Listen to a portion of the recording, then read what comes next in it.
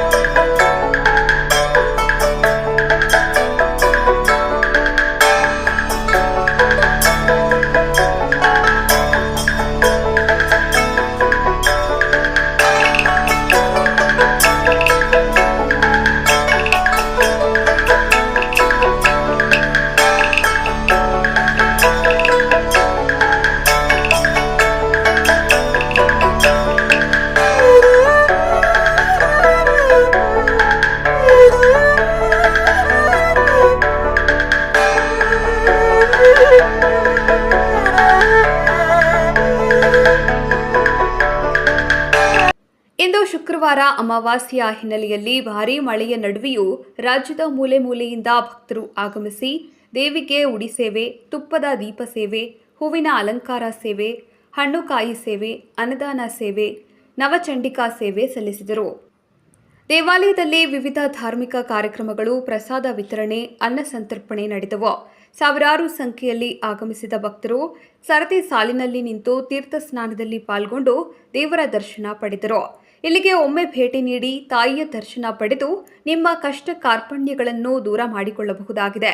ಈ ಕ್ಷೇತ್ರವು ಉತ್ತರ ಕನ್ನಡ ಜಿಲ್ಲೆಯ ಹೊನ್ನಾವರ ತಾಲೂಕಿನ ಇಡಗುಂಜಿ ಬಳ್ಕೂರ ಮಾರ್ಗವಾಗಿ ಸಾಗುವಾಗ ಶ್ರೀ ಕ್ಷೇತ್ರ ನೀಲಗೋಡ ದೇವಾಲಯವಿದೆ.